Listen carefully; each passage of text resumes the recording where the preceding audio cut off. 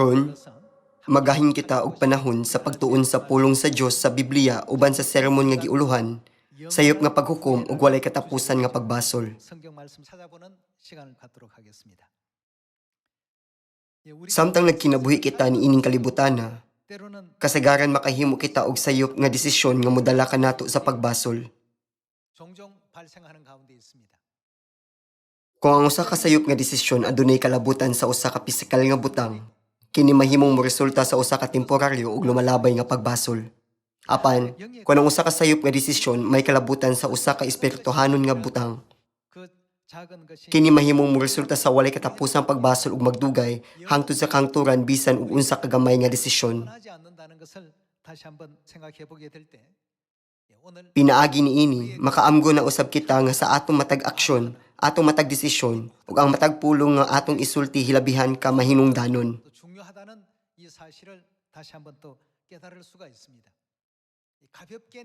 Magahin kita og panahon sa pagpamalandong sa atong kaugalingon aron tan-awon kung ang mga pulong nga dali natong isulti, ang mga aksyon nga atong gibuhat nga walay pagtagad ug ang lahi nga mga kinaiya nga anaa kanato, manguna kanato ngadto sa walay katapusan nga pagbasol sa espirituhanong kalibutan sa umaabot.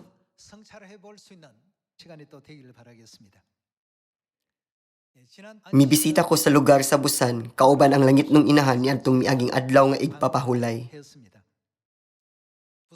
Sa among pagpaingon sa Busan, nakakita kami og karatula nga naay slogan daplin sa dalan. Kung makatulog ka sa makadiyot, magmahay ka niini sa tibok mong kinabuhi. Tungod kay ang pagduka mahimong magbilin kanimo og pagmahay sa tibok nimong kinabuhi. Sa akong hunahuna ang karatula nga gipaskil usa ka pahimangno sa mga tawo nga mag-amping sa pagmaneho. Sa pagkakita niadto nga karatula daplin sa dalan, nakahunahuna ko nga maaplikar pagani nato kini nga slogan sa espirituhanong paagi. Nagunahon ako sa akong kaugalingon sa espiritual, ang makadiyot nga pagduka makabiya kanato di lamang sa pagbasol ni ining tibok kinabuhi apan uban sa walay katapusang pagbasol. Taliwala niyadtong mga nagbasol mao si Judas Iscariote, si Haring Saul nga mao ang unang hari sa Israel ug si Esau. Naghimo sila og sayop nga desisyon sa usa ka importante nga higayon. Gikan sa espirituhanong paglantaw tungod sa temporaryo nga problema, ang ilang sayop nga desisyon miresulta sa walay katapusang pagbasol. Sa katapusan, nagatubang sila ingon nga usa ka miserable nga samputanan. Wala makagwanta si Esau sa iyang kagutom sulod sa mubong panahon ug sayon nga gibaligya ang iyang katungod sa pagkamagulang ngadto kang Jacob. Siya ay mihilak sa mapait sa tibok niyang kinabuhi, nagbasol siya sa iyang desisyon. Ang resulta, si Esau nagbaton og kasuko ngadto kang Jacob sa tibok niyang kinabuhi. Pinaagi sa panag-igna ni Esau, ato makita nga ang dili pagmata sa espiritual mahimong hinungdan nga ang tawo makahimo og sayop nga desisyon nga modala kanila sa pagbasol hangtod sa kahangturan. Kadtong espiritual nga giduka, nagbuhat og mga binuang. Kadtong mga espiritual nga giduka, adunay usab nagkalain-laing mga sumbanan. Kadtong mga espiritual nga giduka, mogamit og walay pagtagad nga mga pulong ug adunay sila'y kalibutanon nga mga tinguha. Nagtutok sila sa pisikal ug yutan-ong mga butang kaysa sa espiritual ug langit nun. Ang pagduka mulungtad lamang sa mubo nga panahon. Apan, ang panahon sa pagbasol mulungtad sa mas taas pa. Kita malipayong nagsunod sa dalan sa ebanghelyo, din ang atong Dios nagiya kanato.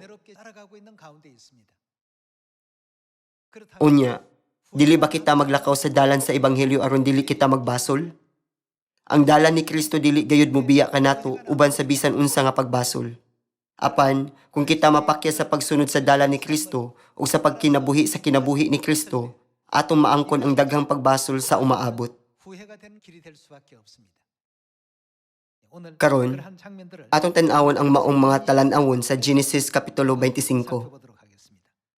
Atong ablihan ang Genesis Kapitulo 25, versikulo 27. Mabasa sa Kapitulo 25, versikulo 27. Sa dagko na ang mga bata, nahimong batid nga mga ngayam si Esau. Gusto siya magsurusuroy sa kapatagan samtang si Jacob, hilumon o gusto nga anha ra sa balay.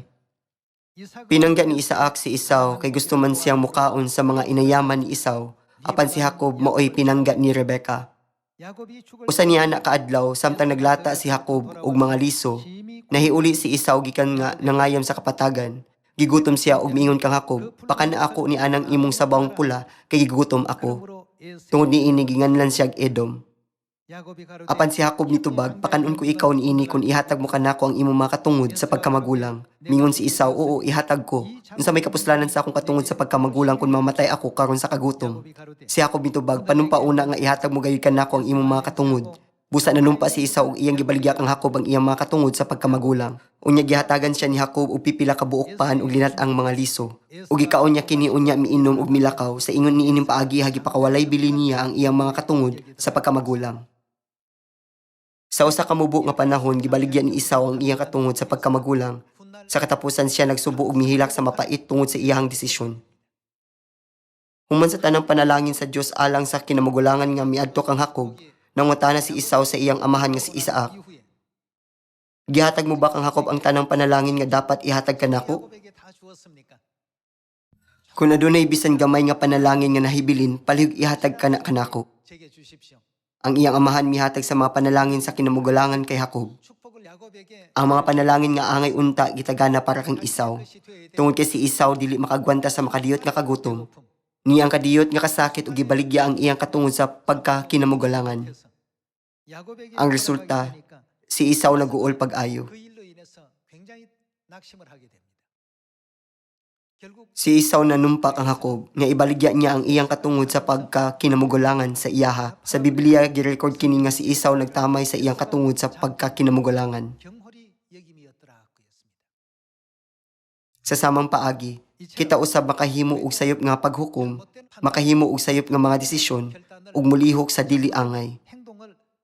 Kini mahitabo kay bisan kinsa. Ang matag usa kanato nagatubang og temporaryong mga kalisod ug kalisdanan sa atong tibuok kinabuhi. Kini tanang posible nga mga butang mahimong mahitabo kanato.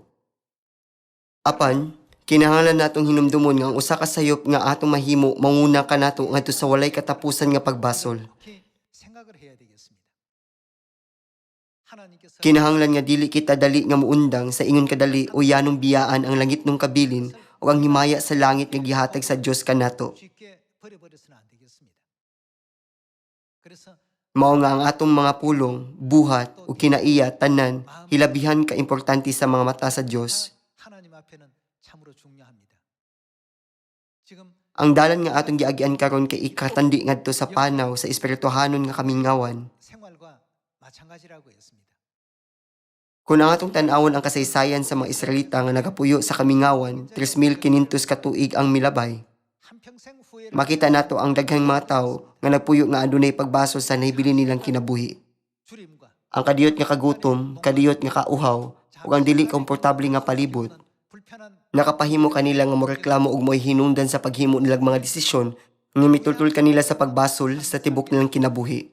Sa katapusan ang ilang mga desisyon ug ang ilang kakulangan sa paghukom mo'y nagdala kanila ngadto sa kalaglaga didto sa kamingawan. Atong ablihan ang unang Korinto kapitulo 10. Unang Korinto kapitulo 10 bersikulo 1 kini nag-ingon, "Mga igsuon, buot kong hinumdumon ninyo nga ang atong mga katigulangan gipanalipdan sa panganod ug milatas sa dagat nga pula. Pinaagi sa panganod ug sa dagat gibunyagan silang tanan ingon nga mga sumusunod ni Moises. Nagkaon sila pagkaon nga espirituhanon o nanginom sa tubig nga espirituhanon kay nanginom man sila gikan sa espirituhanong bato nga mikuyog kanila og katong batuha mao si Kristo. Apan bisan pa ni ana, wala kahimot isa Dios ang kadaghanan kanila busa gilaglag sila o nagkatag ang ilang mga lawas dito sa awaaw nga dapit. Ngano nga ang Dios wala mahimuot sa mga Israelita dito sa kamingawan o gitugutan silang tanan nga malaglag didto?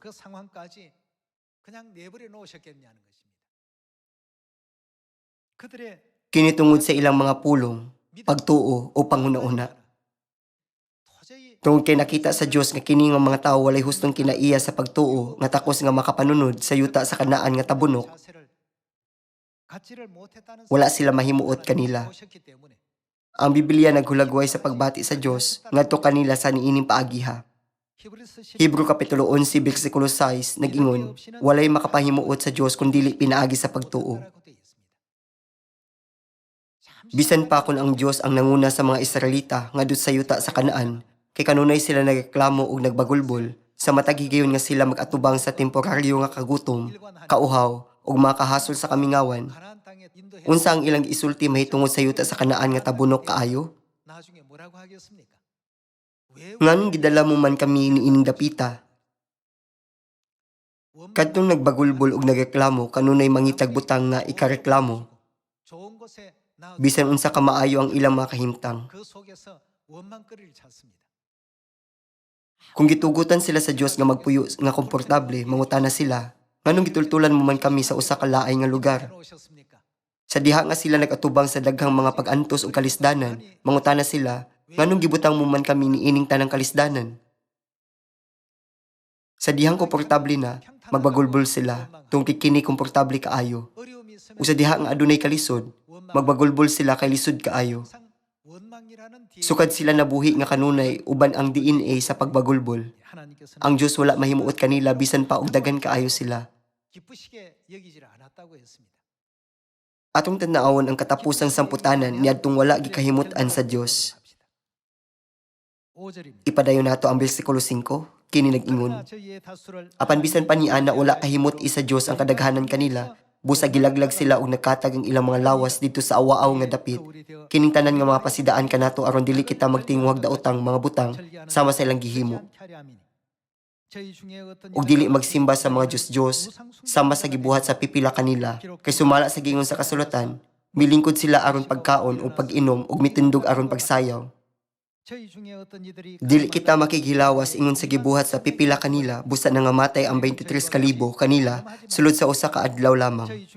Dili nato sulayan ang Ginoo sama sa gibuhat sa pipila kanila, busa gipamatay sila sa mga bitin. Ayaw kamo pagbagulbol sama sa gibuhat sa pipila kanila nga gilaglag sa anghel sa kamatayon tungod niini. Katong tanan nga nahitabo kanila nagsilbing mga panag-ingnan. Apan gisulat kini aron pasidan-an kita kay ania kita sa panahon nga hapit na moabot ang katapusan. Ang nagunahuna nga siya lig-on magbantay nga dili mapukan.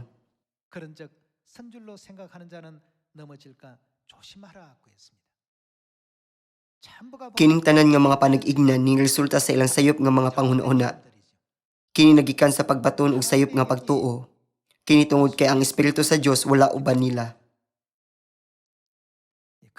Mao nga kanunay silang nagkahimog sayop nga mga desisyon base sa kalibutanong mga paghukom.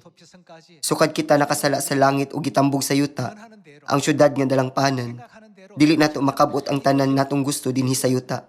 Kinahanglan kita moadto sa langit aron makabot ang tanan natong gusto. Dinhi sa yuta, kinahanglan kitang mulahutay sa daghang mga kahasol. Bisan kung gusto ninyong mabuhi nga hayahay, kini nga kalibutan dili gayud motugot kaninyo nga magpuyo nga hayahay. Kanunay adunay mga tawo nga maglutos kaninyo ug mga tawo nga mosupak kanimo. Nagsulti ako gikan sa espirituhanong punto sa paglantaw. Sa gingharian sa langit, ang tanan natong mga pangandoy ug mga tinguha mahatag. Dinhi sa yuta, kanunay adunay daghang kahasol. Maayo tingali nga adunay daghang mga kabtangan. Apan kung daghan kamo og kabtangan, pangitaon sila sa mga tulisan. Alang niini mga tawo nga adunay mga mahalon nga butang sa ilang balay, mahimo nga sila kanunay mabalaka kung sila mogawas. Usa ka higayon, di usa ka makalilimos nga nakigsulti siyang anak. Usa ka dakong sunog ang nahitabo sa usa ka dakong shopping mall, ug daghang mga tawo ang nangamatay. Ang makalilimos mingon siya anak, "Anak, angay ka mahibalo kung unsa ka kaswerte nimo nga ako ang imong amahan." Ang mga pulong sa makalilimos dili usa ka butang nga mahimo natong katawan. Sumala sa nahisulat sa libro sa unang Korinto, ang tanang mga Israelita na bagulbol gilaglag sa kamingawan, ug ang tanang mga Israelita na nagsimba sa Diyos gilaglag usab sa kamingawan. Sa samang paagi, ang mga sayop nga mga desisyon nga atong gihimo samtang naglakaw kita sa kamingawan sa pagtuo, magdala ka nato og walay katapusang kalaglagan ug walay katapusan nga pagbasol sa katapusan. Karon, atong ikulit kini nga mga leksyon sa atong mga kasing-kasing sa makausapa. Atong ablihan ang Mateo Kapitulo 25. Kapitulo 25, versikulo 1. Niadtoon niyang adlaw ang paghari sa Dios mahisama niini. Adunay napulo ka dalaga nagdala sa ilang mga suga ug nanglakaw aron pagsugat sa pamanhunon. Danghag ang 5 kanila ug maalamon ang laing 5. Ang mga danghag nagdala sa ilang mga suga apan wala magtagana og lana nga igdudugang, samtang ang mga maalamon nagdalag mga sudlanan nga puno sa lana uban sa ilang mga suga. Unsa ang girepresentar sa lana? Nagrepresentar kini sa pagtuo. Ipadayon nato ang bersikulo 5, kini nag-ingon. Ang pamanhunon nalangan pag-abot busa nagduka ug nakatulog ang mga dalaga. Tungang gabi nakadto sa dihang milanog ang usa ka singgit, niana ang pamanhunon, dali kamo og sugata siya. Nang mata ang mga tanang dalaga ug giandam nila ang ilang mga suga, unya ang mga danghag miingon sa mga maalamon, hatagi kami gyutay sa inyong lana kay hapit na mga palong ang among mga suga. Apan ang mga maalamon mitubag, ayaw, dili na paigo ang lana kung manghatag pa kami kaninyo. Lakaw hinuon kamo sa tindahan ug pagpalit kamo og inyo. Busa ang mga danghag nga dalaga milakaw aron pagpalit og lana. So wala na sila didto. Miabot ang pamanhunon. Ang 5 ka dalaga nga nakapanganda mikuyog kaniya pagsulod ngadto sa kumbira sa kasal ug giserahan ang pultahan. Unya miabot ang ubang mga dalaga ug misampit sila, Sir, pasudla kami. Apan ang pamanhunon mitubag, wala ako makaila kaninyo. Ug gitapos ni Jesus ang sambingay sa pag-ingon, busa pagtukaw kamo kay wala kamo mahibalo sa adlaw o sa takna. Sa katapusang mga adlaw, adunay 5 ka dalaga nga nakahimo og sayop nga desisyon. Ug ano na po'y 5 ka dalaga na nakahimo og saktong desisyon. Ang 5 ka danghag nga dalaga mihimo og desisyon nga ilang pagabasulan hangtod sa hangtod. Tingali naguna-una sila, dili pa ulahi ang paghimo og mga pagpangandam inig-abot sa pamanhunon. Apan, dili ingon ni Ana ang nahitabo. Ang lana sa atong pagtuo kinahanglang puno kanunay. Dili gayud mahurot ang lana sa atong pagtuo. Adunay pipila ka mga miyembro nga wala mahibalo sa kamatuoran nga nahutdan na sila sa ilang lana sa pagtuo. Samtang adunay uban nga nakahibalo nga nahutdan na sila sa ilang lana sa pagtuo, apan nagunahuna nga akong andamon kini unya, daghan pa ako og oras nga nahibilin. Apan angay natong nahunaon, sigurado na nga ang pamanhunon moabot. Unsaon na to pag-abi-abi kaniya sa hustong paagi. Kung moabot siya sa gabii, ang mga dalaga kinahanglan magdagkot og suga. Aron mahimo kana, kinahanglan sila adunay igo nga lana. Apan bisan kung wala sila igo nga lana, tingalig maghuna-huna sila. Kung mabot ang pamanhunon, ako na kining andamon. Ang Diyos nag-ingon nga kining mga tawhana mga danghag. Sama usab kini sa atong espirituhanong kahimtang. Ang gibuhat niini mga danghag nga mataw, usa ka kalit nga kasaypanan. Ang tanang butang nga wala giandam daan, magbiling kini og walay katapusang pagbasol. Sa ulahi, bisag unsa ka kusog ang ilang pagtuktok sa pultahan, nga nag-ingon palihog ablihi ang pultahan, mabatian na lang nila ang tulin nga tingog sa pamanhunon, wala ako makaila kanimo. Nagtuo kita nga si Kristo ansanghong moabot gayud.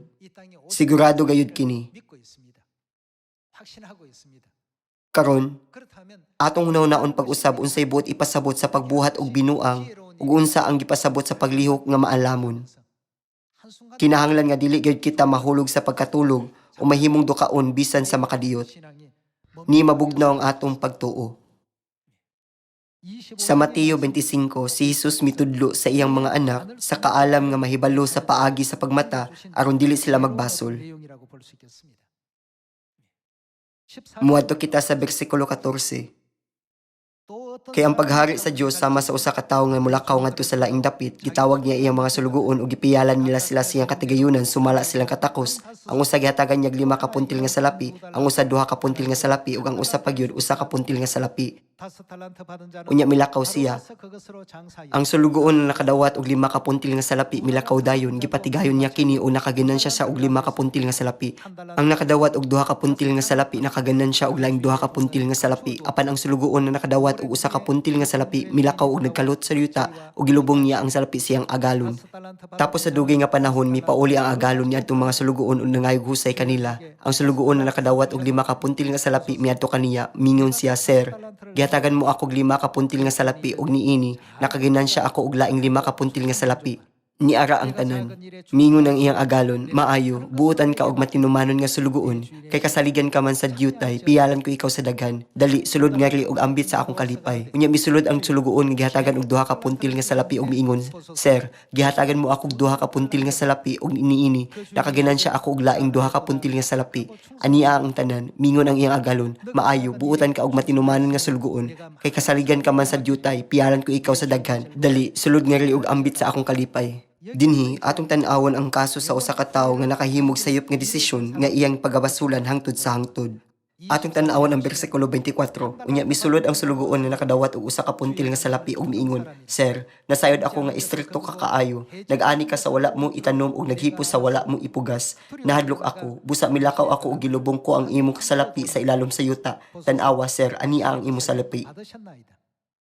Ipadayon nato ang bersikulo 26 kini nag-ingon.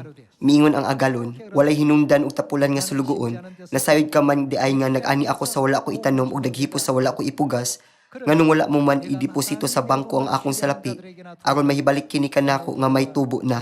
Ug miingon ang agalon ngadto sa laing sulugoon, kuhaa kaniya ang salapi ug ihatag ngadto sa sulugoon nga may napulo ka puntil nga salapi, kay ang ana ay iya hatagan pagdugang ug ang makabaton siya glabaw pa sa iyang gikinahanglan. Apan ang wala gayoy iya, bisan pagani ang jutay nga iya hakuhaon pagikan kaniya. O kining walay hinundan nga sulugoon ilabay ngadto sa gawas diha sa kangitngit, didto maghilak siya o magkagot ang iyang ngipon. Ang usa nga nakadawat sa 5 ka puntil nga salapi ug ang usa nga nakadawat og 2 ka puntil nga salapi nakahimo sa paggamit sa ilang mga salapi sa aron nga makaganan siya pa sa daghang puntil nga salapi. Apan ang nakadawat og usa ka puntil nga salapi nagtago niini. Dinhi, unsa ang gisugo sa agalon nga ilang buhaton? Klaro siya nga miingon, gamiton ang salapi sa pagtrabaho. Kung magpadagan ka mo og usa ka malampuson nga negosyo, unsay resulta? Magsunod ang ginansya. Uban sa 5 ka puntil nga salapi, ang usa nakaganan siya og 5 pa.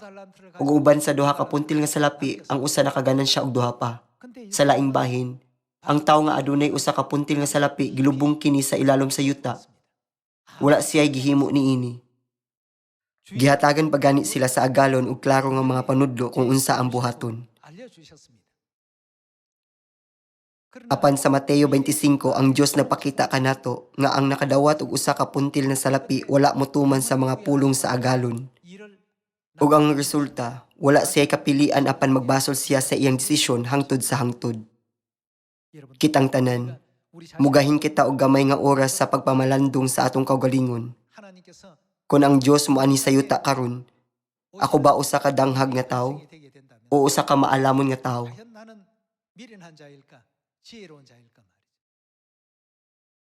Giduka ba ako karon nga maoy hinungdan sa pagbuhat sa usa ka butang nga binuang niining higayuna ug moresulta sa akong pagbasol sa akong desisyon sa tibok na akong kinabuhi?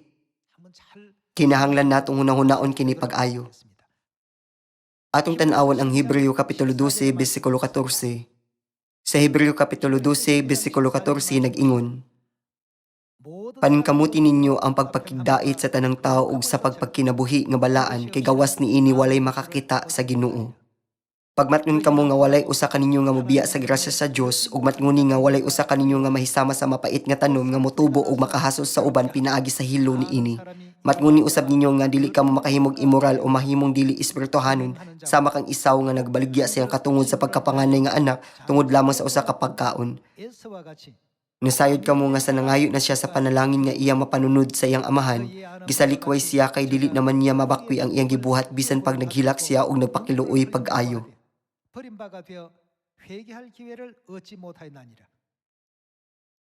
Dinhi nga mga bersikulo, ang Biblia nag-ingon, pagmatngon kamo nga walay usa kaninyo nga mobiya sa grasya sa Dios. Ang Dios misulti kanato sa pagtan-aw sa atong palibot. Atong susihon kung kita naglikay sa usa ka dalan tungod sa kay adunay gamay nga kahasol.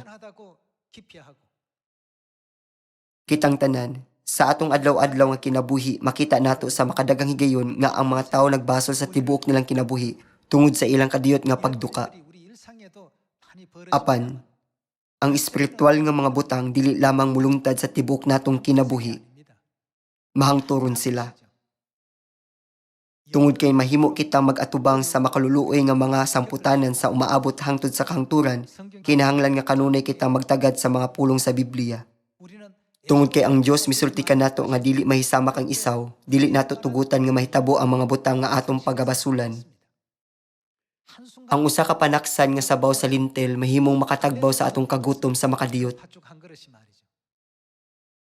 Apan, usa ka binuang ang pagbiya sa walay katapusang himaya sa gingharian sa langit o pilion ang paagi nga makatagbaw sa atong temporaryong kagutom dinhi sa yuta sulod sa mubo nga panahon. Dili ba ang Dios adunay gahom sa paghatag kanato niining tanang walay katapusang himaya? Ang Dios makahatag kanato sa tanan. Gisultihan ko kamo sa daghang mga higayon nga ang Dios usahay magpagutom kanato ug mao ang naghimo kanato nga mapag-ubsanon. Ingon sa nahitsulat sa Deuteronomio kapitulo 8. Sa niini nga mga sitwasyon, ang Dios kanunay nga gisulayan ang atong mga kasing-kasing ug gisusi kung unsa kalig-on ang atong pagtuo ug unsa kadaghan ang atong giandam nga espirituhanong lana sa pagtuo. Kinahanglan kitang tanan adunay kaalam aron makita ang tibuok kalibutan nga may pagtuo bisan unsa pa ang kahimtang.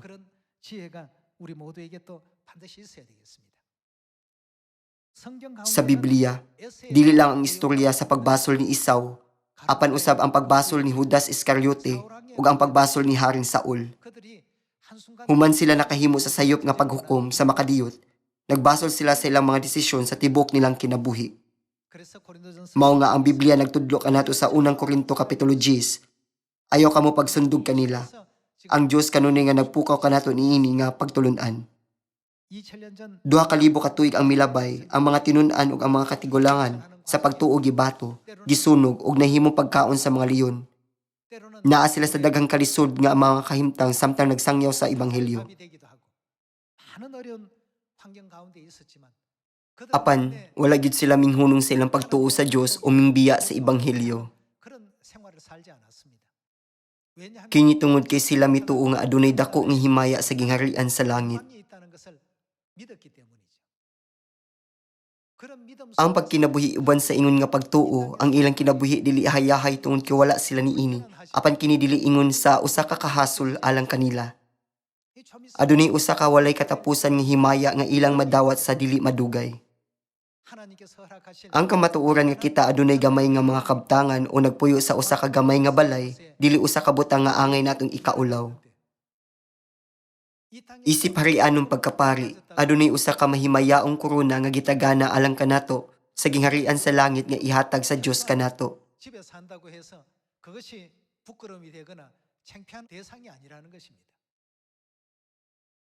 Kinahanglan aduna kitay niini nga matang sa pagtuo. Tungod niini, ang mga tinun-an ug ang mga katigulangan sa pagtuo wala muhunong bisan pa kung nag-atubang sila sa mga sitwasyon diin kinahanglan nila namundang. Pinaagi sa Biblia, kita nahibalo pag-ayo nga ang tanang naningkamot pag-ayo nga adunay paglaom aron usbon kining kalibutan, ang syudad nga dalangpanan ngadto sa kalibutan sa Dios. Ug migiya sa kalibutan ngadto sa paghinulsol pinaagi sa maisugon nga pagsangyaw sa ebanghelyo sa Samaria ug bisan ngadto sa kinatumyan sa yuta. Atong tan-awon ang usa pa ka bersikulo sa Hebreo kapitulo 11. Hebreo kapitulo 11, bersikulo 33. Tungod sa pagtuo, nakig-away sila sa mga kanasuran ug mindaog sila. Gibuhat nila ang husto ug nakadawat sila sa gisaad sa Dios. Gitakom nila ang mga baba sa mga leyon, gipalong ang mga makalilisang nga mga kalayo ug nakaikya sila sa sulab sa espada. Mga huyang sila apan nahimong kusgan, gamhanan sila sa pakig-away ug gibuntog nila ang mga kasundaluhan sa mga langyaw. Tungod sa pagtuo nahibalik ngadto sa mga babaye ang ilang mga patay pinaagi sa pagkabanhaw. Ang uban gisakit hantod sa kamatayon apan midumili sila sa pagdawat sa kagawasan aron banhawon ngadto sa mas maayo pang kinabuhi. May gibugal-bugalan og gilatos, ang uban gigapos og gibanlod sa bilangguan. Gibato sila, gitunga paggabas og gipatay pinaagi sa espada. Naglakaw-lakaw sila nga nagbistig panit sa karnero o kanding. Kabus sila, gilutos o gidaog-daog. Dili angay ang kalibutan alang kanila. Unsa kaha ang ilang katapusang resulta? Ang maanindot nga langit ng korona ug ang dagkong mga ganti gikan sa langit ihatag kanila. Dili ba sila nagpuyo ingon nga kahayahay ug mga panalangin nga bisan ang mga anghel dili makahulagway sa mga pulong? Adunay daghang mga kahasol nga ilang nasinati dinhi sa yuta. Aron magkinabuhi sa kinabuhi ni Kristo, kasagaran kinahanglan nilang biyaan ang tanang kalingawan ni ining yutaa o ang mga kalipay ni ining kalibutana. Apan, wala sila nagkinabuhi alang sa kalingawan ni ining yutaa. Tungod kay sila nagpaabot lamang sa himaya nga ihatag didto sa gingharian sa langit. Bisan pa sila gibunalan, gigapos, o gibutang sa bilangguan, sila wala gayud mo reklamo. Pinaagi sa pag-ingon, kini nga mga kalisdanan ug mga pagsulay lisod ug masakit.